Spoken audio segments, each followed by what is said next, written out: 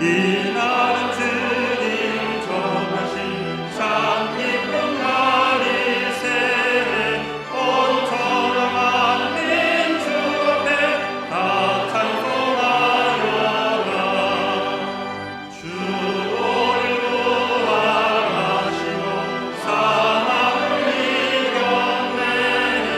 구주를 믿는 성도들 그 복을 전하세.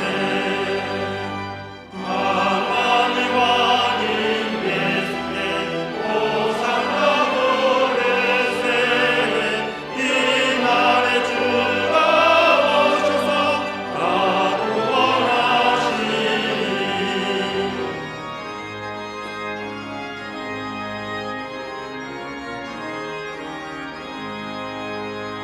큰 권리 가진 구세주 살 길을 주려고 온 세상 만민 가운데 주 함께 계시네. 이날에 모인 성도들 호산나 부르세. 저 하늘 천군 천사도 나와 나빠요라.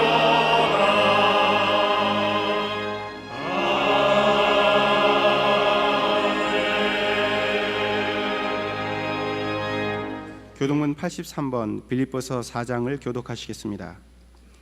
주 안에서 항상 기뻐하라. 내가 다시 말하노니 기뻐하라.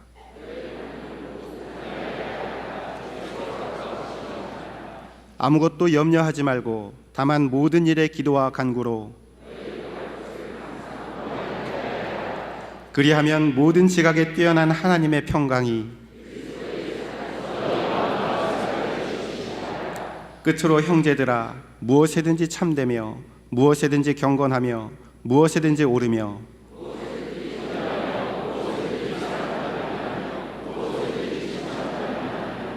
무슨 덕이 있든지 무슨 기림이 있든지 이것들을 생각하라. 그리하면 평강의 하나님이 너희와 함께 계시리라. 아멘.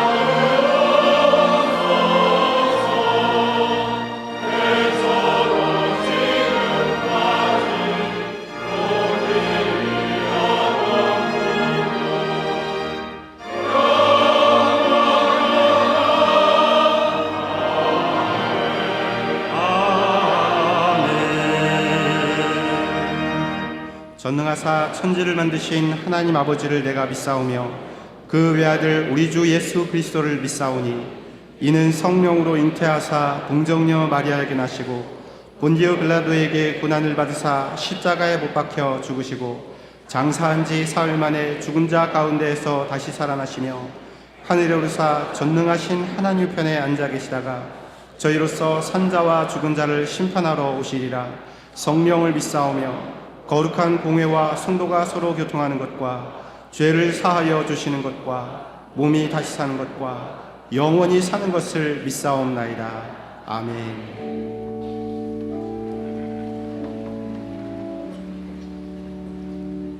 오늘 성경 말씀은 빌립보서 4장 4절에서 9절의 말씀입니다. 주 안에서 항상 기뻐하라. 내가 다시 말하노니 기뻐하라. 너의 관용을 모든 사람에게 알게 하라. 주께서 가까우시니라. 아무것도 염려하지 말고 다만 모든 일에 기도와 간구로 너희 구할 것을 감사함으로 하나님께 아뢰라. 그리하면 모든 지각에 뛰어난 하나님의 평강이 그리스도 예수 안에서 너희 마음과 생각을 지키시리라. 끝으로 형제들아 무엇에든지 참되며 무엇에든지 경건하며 무엇에든지 오르며 무엇에든지 정결하며 무엇에든지 사랑받을 만하며 무엇에든지 칭찬받을 만하며 무슨 덕이 있든지 무슨 기림이 있든지 이것들을 생각하라. 너희는 내게 배우고 받고 듣고 본 바를 행하라. 그리하면 평강의 하나님이 너희와 함께 계시리라. 아멘.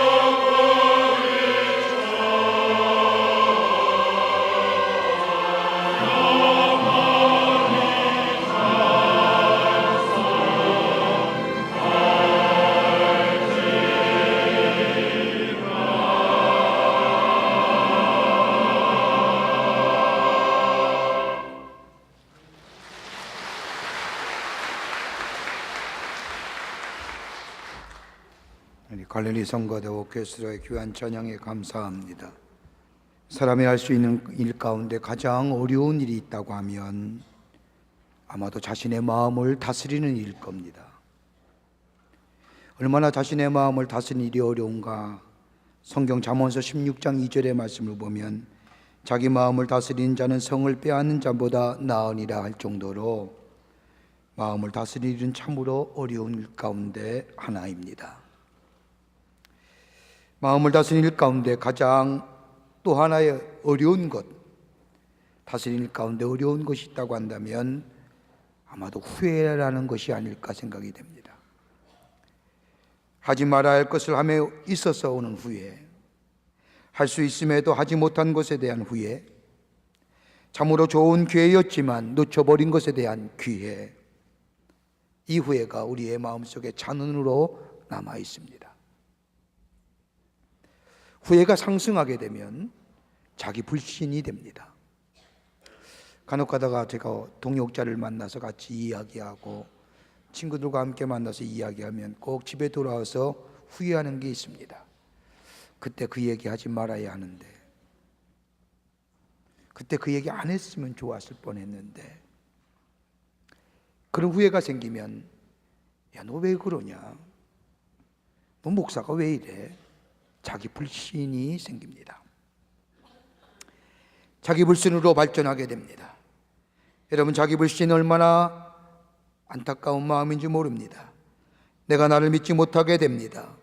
내가 나를 믿지 못하는데 다른 사람이 나를 믿어준다는 것, 말 안 되는 말입니다.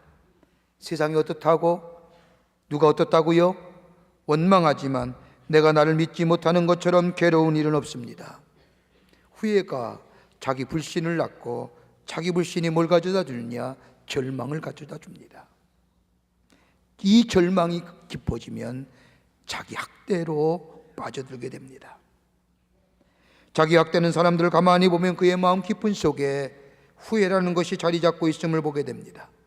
우리 집에 일어나는 끔찍한 살인 사건이나 슬픈 사건이나 아픈 이야기들, 가만히 그것에 연루되고 그것을 한 사람들을 보면 자기 학대에서 연루되며 그 밑자락에는 후회라는 것이 있음을 보게 됩니다. 꼭 그런 건 아니지만 심리학적으로 인간을 세 가지의 유형으로 나누어 볼 수 있다고 합니다. 하나는 뭐냐? 감정 주도형의 사람입니다. 먹는 것을 가지고 얘기해 볼까요? 감정 주도형의 사람은 음식을 가져다 주는 사람의 얼굴이나 표정을 중요시 여깁니다. 그 사람이 웃고 있느냐 아니면 찡그리며 가져다 주느냐, 기분이 좋으냐 나쁘냐에 따라서 입맛이 좌우됩니다. 심지어 그 기분에 의해서 소화도 되느냐 안 되느냐 말합니다. 이런 사람의 취향은 다분히 까다롭습니다. 식탁 앞에서 잔소리나 기분 나쁜 소리 들으면 소화가 안 됩니다. 저 같은 사람입니다. 다른 사람 얘기하면 안 될 것 같았어요. 음식의 맛과 향기 관계없습니다. 좋아야, 기분 좋아야 먹어야 됩니다. 또 다른 유형의 사람이 있다고 한다면 지식주도형의 사람입니다. 이러한 유형의 사람은 누가 음식을 갖다 주느냐 신경 쓰지 않습니다. 다만 음식의 맛이나 영양가 따위만 생각합니다. 누가 주고 분위기가 어떻고 식탁의 분위기가 매너가, 이거 관계없습니다. 이 음식이 영양가 있느냐 없느냐. 이런 사람들은 모든 일에 지식적이고 합리적으로 판단합니다. 이런 사람의 유형을 지식주도형의 사람이라 말합니다. 또 다른 유형이 하나 있습니다. 의지주도형의 사람입니다. 음식의 맛이나 누가 갖다 주느냐 분위기나 영양가, 이건 아무런 관심이 없습니다. 살기 위하여 먹고 일하기 위하여 먹습니다. 음식이 좋으면 좋은 대로, 나쁘면 나쁜 대로 하루 세끼 먹습니다. 쓰면 약으로 먹고 달면 달군하고 먹습니다. 입맛을 가리지 않습니다. 이런 사람은 의지주도형의 사람이라 할 것입니다. 여러분, 사랑은 어떠십니까? 사랑은 감정입니까? 의지입니까? 인간의 사랑을 연구하는 사람들에 의하면 사랑은 감정이라고 하지만 그거보다 더 강한 것이 있다고 한다면 사랑은 의지라는 겁니다. 여러분, 사랑이라는 것 끌리는 마음이고 매력이고 더 나아가 사람으로 하여금 화끈하게 만드는 것이지만 이건 사랑에 대한 일반적인 견해입니다. 그러나 전문가들에 의하면 사랑이란 감정의 문제가 아니라 의지의 문제라고 말합니다. 사랑하고 결혼한다기보다는 오히려 결혼하고 사랑한다는 겁니다. 어떠세요? 사랑하겠다는 의지가 먼저고 그 다음에 지나가는 시간이 지나면서 사랑을 배우게 되고 더 사랑하게 되는 겁니다. 미운 정, 고운 정 다 들이며 살다 보니 이제는 편한 존재가 되었고 서로가에게 좋은 사람 된 겁니다. 만약 기분대로 살았다고 한다면 여러 번 사고 쳤을 겁니다. 이래서 사람은 감정으로만 또는 함정 이성으로만 사는 게 아닙니다.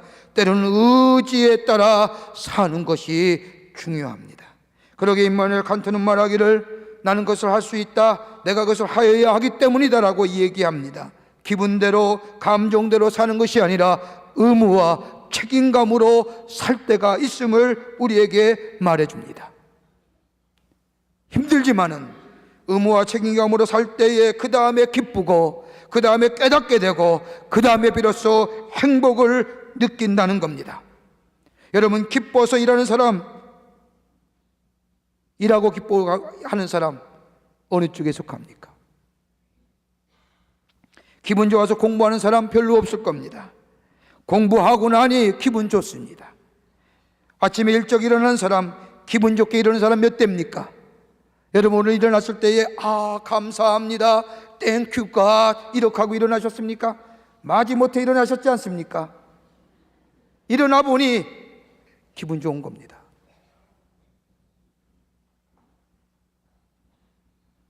의지가 먼저입니다. 그 다음에 의지로 인하여 얻어진 성취감, 그로 인하여 기쁨이 있는 겁니다. 여러분, 야만인이 누구입니까? 문명의 혜택을 받지 못하고 훈련이 덜 되고 교양이 덜 된 사람 가리키는 말이지만, 여러분, 야만인은 감정대로 살아가는 사람입니다. 자신의 감정을 다스리지 못한 사람, 한번 기분이 나쁘면 엉망이 되는 사람, 이런 사람을 야만인이라 부르는 겁니다. 여러분, 현대인의 특징이 뭘까요?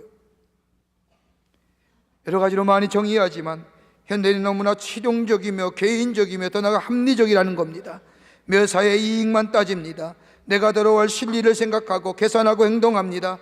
이기적 마음에는, 여러분 기억하세요, 용기 없습니다.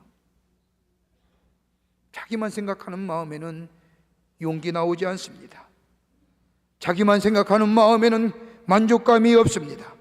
자기만 생각하는 삶에는 기쁨이나 행복은 별로 없습니다. 여러분, 돈으로 얻어지는 것 같지요? 절대 아닙니다. 지위와 명예로 행복이 온다고 말하지 마십시오. 지식으로 오는 거 아닙니다. 지식은 배움에 멀수록 우리에게 더 근심되어집니다. 전도서 1장 18절의 말씀을 보면 지혜가 많으면 번뇌도 많으니 지식을 더하는 자는 근심을 더하느니라.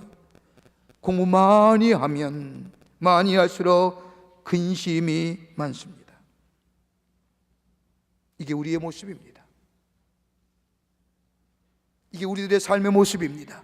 여기에 예외인 사람 아무도 없습니다. 그러게 늘 염려와 근심과 걱정 가운데 삽니다. 이러한 현대인들, 우리들에게 오늘 예수님은 우리에게 수고하고 무거운 짐진 자들아 다 내게로 오라, 내가 너희를 쉬게 하리라, 평안 주신다는 겁니다. 참된 평강 주시는 겁니다. 그 평강은 세상에 주는 평안과 다르다고 얘기하십니다. 우리 안에 예수로 인하여 참된 평안의 삶, 우리의 무거운 짐이 벗어지고 주님과 함께 임마누엘과 함께 매일매일 기뻐하며 참된 평강의 삶을 누리는 삶이 무엇일까요? 오늘 바울은 빌립보 교회 성도들에게 편지하면서 그 비결을 우리에게 가르쳐 주십니다. 오늘 본문의 말씀을 통해서 몇 가지로 함께 말씀을 나누기를 원합니다. 첫째로, 참된 평강은 하나님께로부터 옵니다.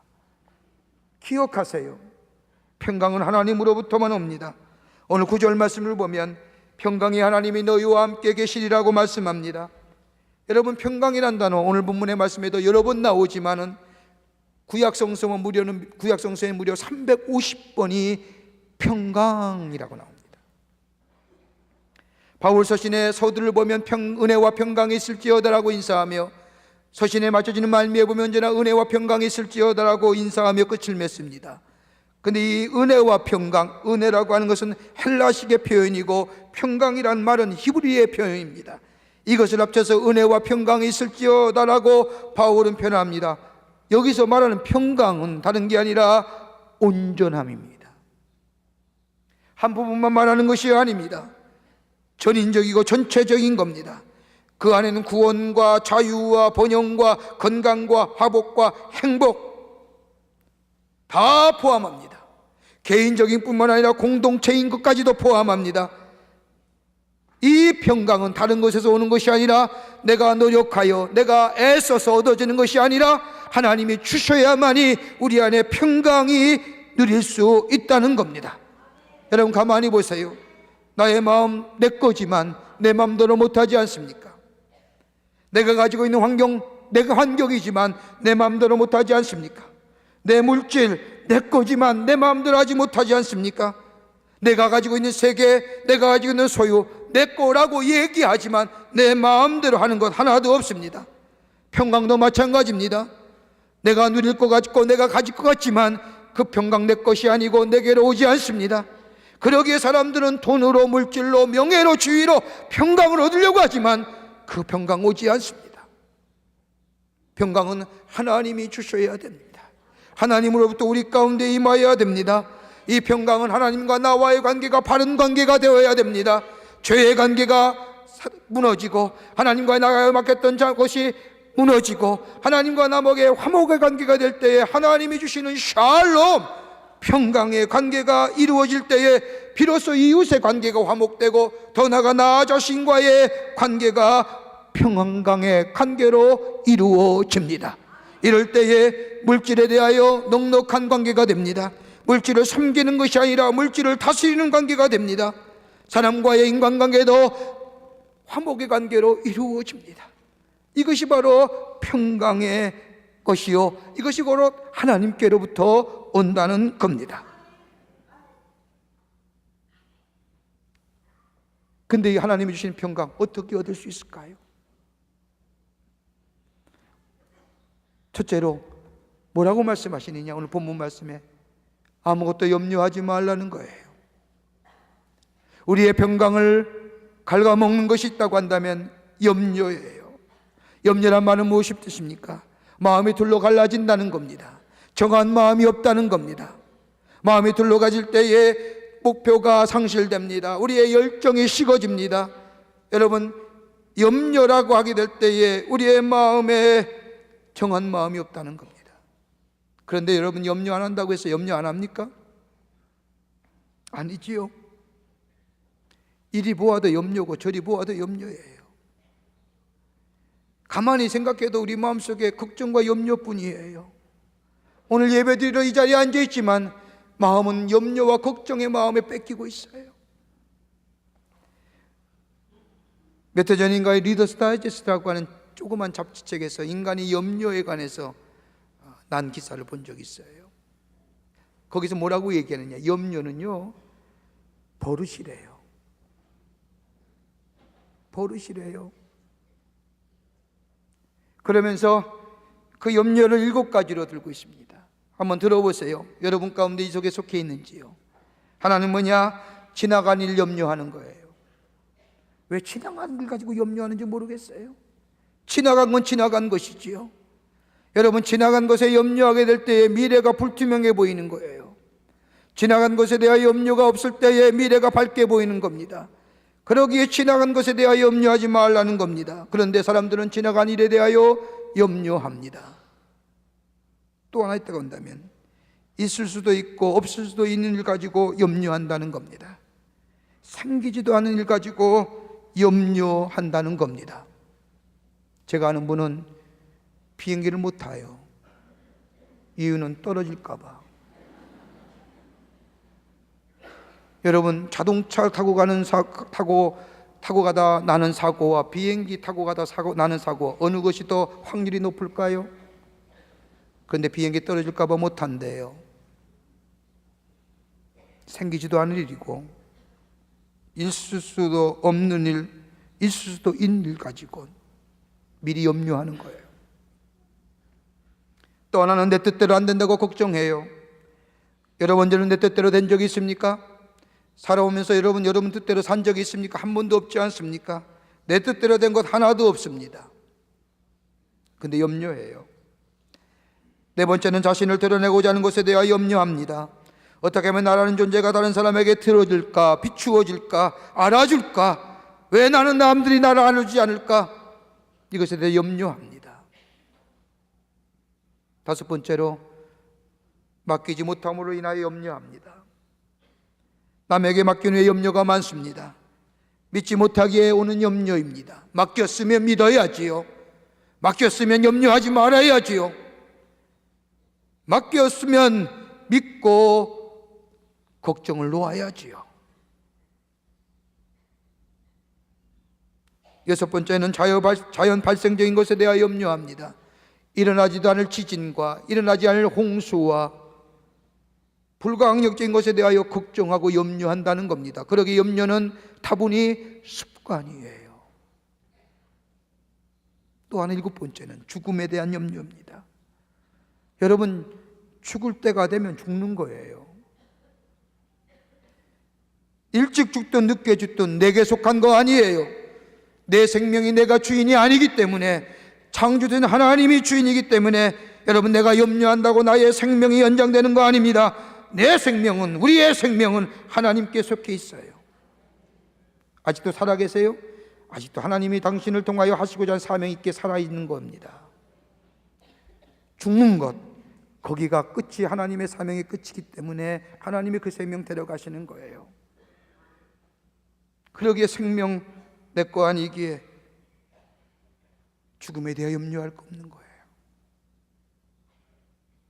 오늘 사도 바울도 그 얘기하는 거예요. 아무것도 염려하지 말라는 거예요. 여러분, 염려가 많으면 많을수록, 염려에 집착하면 집착할수록 내게 있는 은혜가 사라지는 겁니다. 염려가 많으면 많을수록 하나님 보지 못해요. 염려가 많으면 많을수록 하나님의 약속이 들려오지 않아요. 하나님의 약속이 보이지 않아요. 말씀도 들려오지 않아요. 이 염려에 집착하는 동안 기도가 되지 않아요. 그러게 아무것도 염려하지 말라는 거예요. 마태복음 6장 31절의 말씀을 보면, 그러므로 염려하여 이르기를 무엇을 먹을까, 무엇을 마실까, 무엇을 입을까 염려하지 말라. 이는 다 이방인이 구하는 것이니라. 너희 하늘 아버지께서 이 모든 것을 너희에게 있어야 할 줄을 아시느니라. 그러기에 염려하지 말라 하는 거예요. 우리 하나님이 다 아시기 때문에.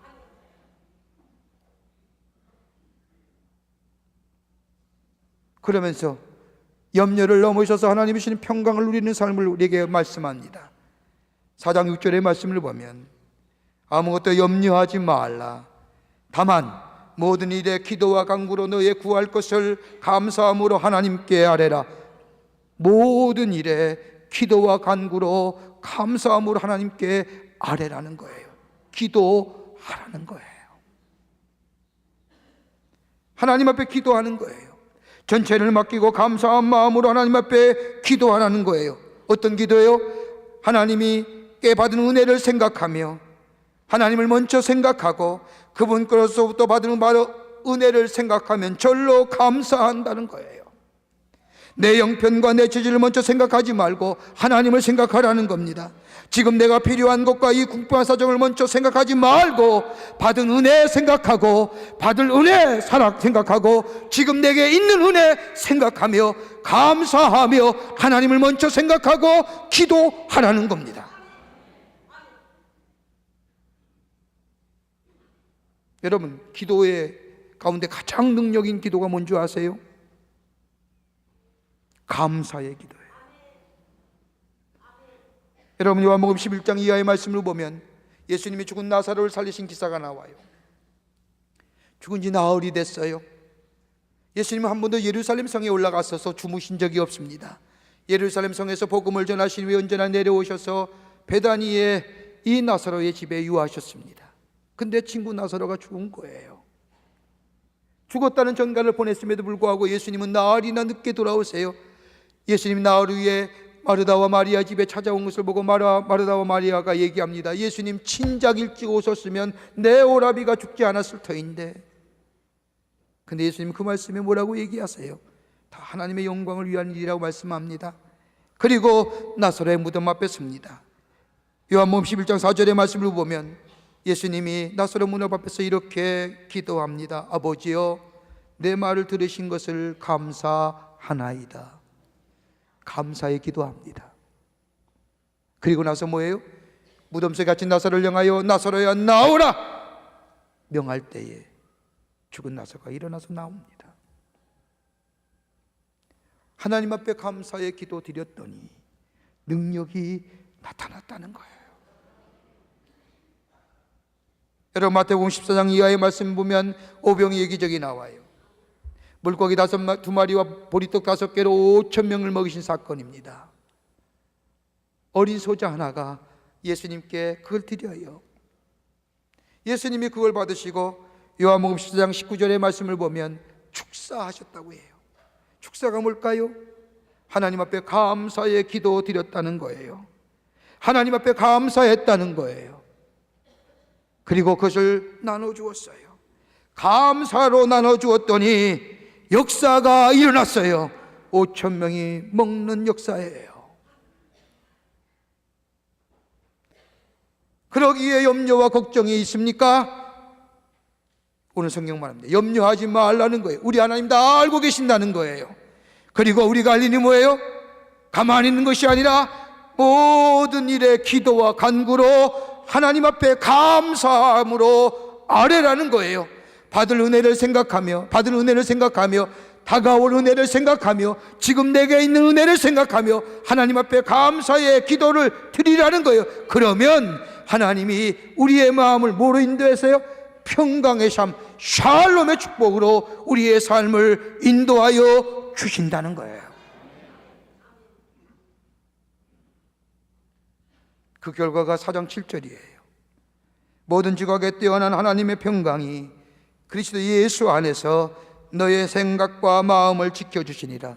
우리의 마음과 생각을 사로잡고 있는 불안과 염려와 걱정을 다 사라지게 하시고 하나님의 주시는 평강이 우리의 마음을 덮는다는 거예요. 그러면 물질이 문제가 돼요? 건강이 문제가 돼요? 지위가 문제가 되겠어요?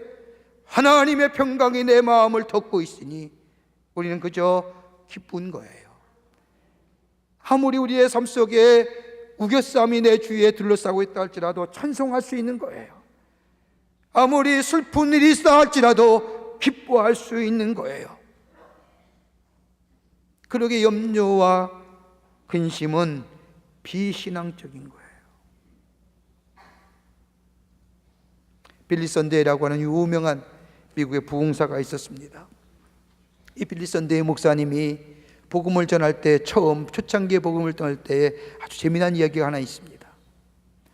이 은혜를 받고 성령의 불을 받았고 새롭게 변화된 이 빌리 선데이 목사님이 복음을 전합니다. 얼마나 뜨겁고 열정적으로 복음을 전하는지 듣는 사람마다 이 빌리 선데이 목사님의 열정에 감동이 됩니다. 그러던 어느 날 한 교회에 초청을 받아서 부흥 집회를 갔습니다. 건 2시간 동안 침 튀겨가며 땀을 뻘뻘 흘리며 복음을 전합니다. 그리고 설교가 마치고 그리고 교인들과 인사를 나누기 위해서 문 뒤로 나갔습니다.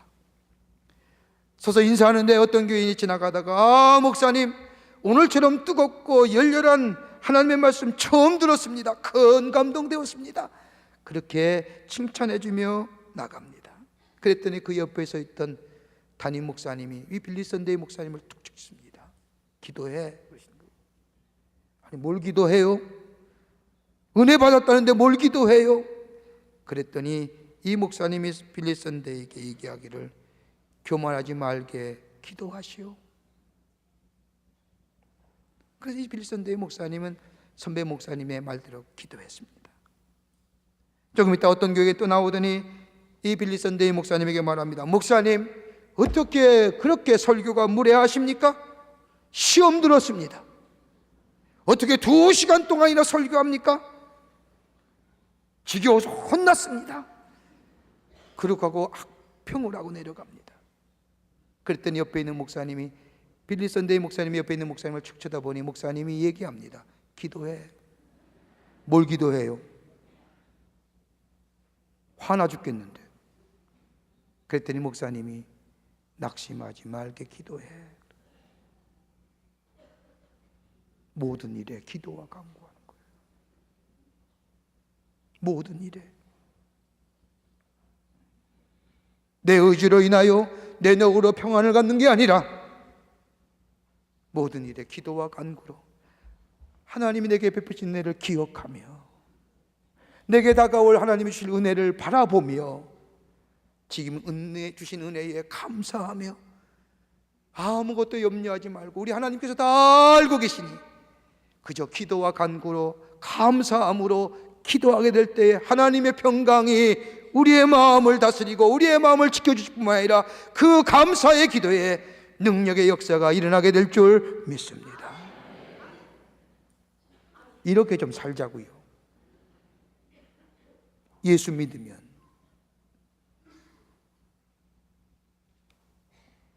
끝으로 말씀에 순종할 때에 평강의 삶으로 인도하여 주십니다. 오늘 9절 말씀을 보십시오. 바울은 빌립보 교회 성도들에게 편지하기를 너희는 내게 배우고 받고 듣고 본바를 행하라. 그리하면 평강의 하나님이 너희와 함께 계시리라. 자 보세요. 네 가지의 얘기예요. 하나는 뭐예요? 배우고. 여러분 배운다는 게 뭘까요? 합리적이고 논리적이고 이성적으로 기능에 의하여 알아지는 거예요. 이게 배운다는 거예요. 배우고 받고. 받는다는 게 뭐예요? 가슴으로 받는 거 얘기하는 거예요. 마음의 문을 열고 받아들이는 거예요. 전적인 acceptance, 수락이에요. 생각만 사랑한다고 하면서 마음이 움직이지 않으면 사랑이 아닌 것처럼 마음의 눈을 열고 받아들이는 거예요. 예수의 말씀을 배울 때나 예배 드릴 때나 열린 마음으로 받아들이는 마음으로 말씀을 듣고 배울 때에 그것이 내게 역사가 일어나는 거예요.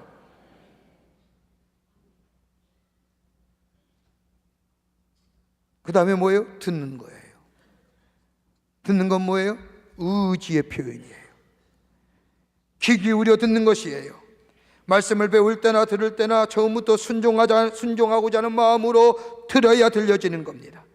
다른 사람의 말을 들으려면 내 주의와 생각이 들려오는 쪽으로 기울여야 하듯이 믿음과 존경을 가지고 대할 때에 비로소 들려지는 것처럼 상대방을 향하여 귀를 기울이는 거예요. 존경과 사랑의 마음 가지고. 그리고 마지막으로 뭐라고 얘기해요? 본 것. 본다는 게 뭐예요? 체험적인 거예요.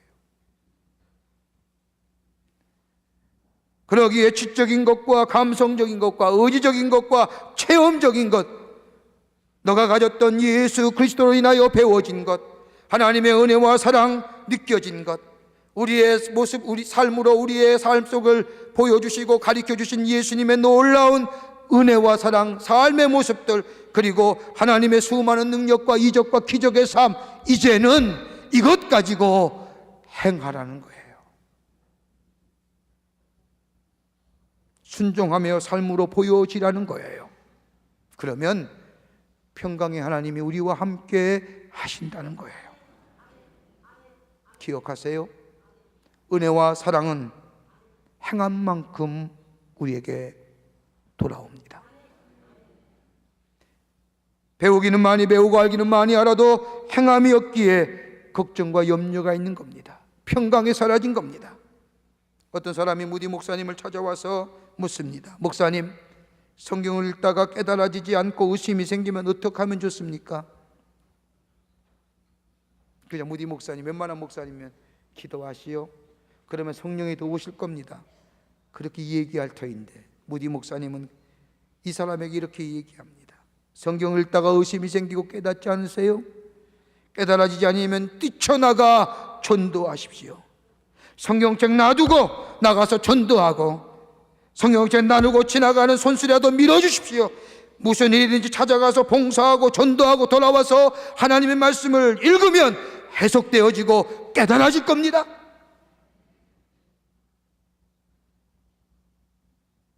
행하지 않고 순종하지 않기에 이해가 되지 아니하고, 행하지 않고 순종하지 아니하기에 우리 마음속에 평강이 없는 겁니다. 왜 예수 믿으면서 우리 안에 염려와 불안의 마음이 있는 줄 아세요? 말씀대로 살지 못하는 행함이 없기 때문이에요.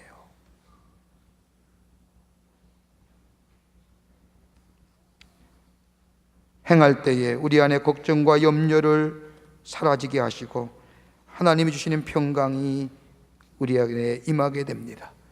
누가복음 18장 말씀을 보면 부자 관리의 이야기가 나와요. 부자 간원이 예수님께 나왔습니다. 어떻게 해야 영생을 얻을 수 있습니까? 예수님께서 율법과 11조에 관한 얘기합니다. 저 다 지켰습니다. 어려서부터 지켰습니다. 그러자 예수님이 말씀하기를 내게 있는 거 다 팔아 가난한 자들을 나눠주고 그리고 와서 나를 쫓으라 말씀합니다. 이 말씀을 들은 부자 청년이 근심이 됐습니다. 그리고 머리를 끄적이며 돌아갔습니다.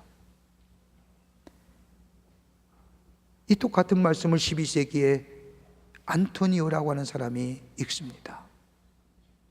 이 말씀을 읽는 가운데 부자 청년이 예수님의 말씀을 듣고 근심하여 돌아갔다는 이야기를 듣고 나는 그러지 아니하리라. 나는 주님의 말씀대로 살리라. 그리고 그 자리에서 부자였던 이 안토니아가 자신의 유산과 재산을 다 팔아서 가난한 사람에 나눠주고 수도사가 됩니다. 이 사람이 누구냐? 12세기의 가장 훌륭한 수도사인 세인트 안토니오입니다. 부자 청년은 말씀을 들었지만 행함이 없기에 근심과 염려 가운데 돌아간 거예요. 그러나 성 안토니오는 말씀을 들었지만 듣고 깨달아서 그대로 행하였으니 주의 주시는 평강이 그의 삶 가운데 임했고 지금까지도 많은 사람에게 추앙받는 세인트 안토니오가 된 겁니다. 들려오는 말씀 수용하고 그리고 깨닫고 마음의 유문을 열고 받아들이며 순종하는 마음으로 우리의 삶 가운데 실천하며 행하는 삶 될 때에 평강의 하나님이 우리의 마음과 생각을 뭐예요? 덮으시는 거예요. 그러면 염려 없어요. 걱정 없어요. 염려와 걱정이 생기세요? 염려하지 마세요. 우리 하나님 알고 계시니까. 뭐해요? 감사함으로 기도해야 합니다. 그럴 때에 주의 주시는 샬롬의 축복이 우리 가운데 임하게 되는 줄 믿습니다. 이 평강의 삶을 누리시며 이 평강의 삶을 증거하시는 여러분과 저와 되시기를 주의 이름으로 축원합니다. 사랑해 주님 감사합니다. 저희들 주께서 사랑해 주셔서 하나님의 백성 삼으심에 감사합니다. 너희는 근심하지 말라, 걱정하지 말라 하는데 하나님의 자녀라고 하면서도 걱정과 근심 가운데 있는 우리의 삶, 오늘 주신 말씀처럼 모든 일에 감사함으로 기도하는 저희들 되게 하여 주셔서 하나님의 평강을 덧입게 하시고 그리스도 예수의 생각이 우리의 마음과 생각을 지키시어 주의 주시는 평강 가운데 매일매일 승리하며 그 하나님을 증거하는 저희들 되게 하여 주시옵소서. 성령이 도우시고 인도해 주실 줄 믿사옵고 예수님의 이름으로 기도하옵나이다. 아멘.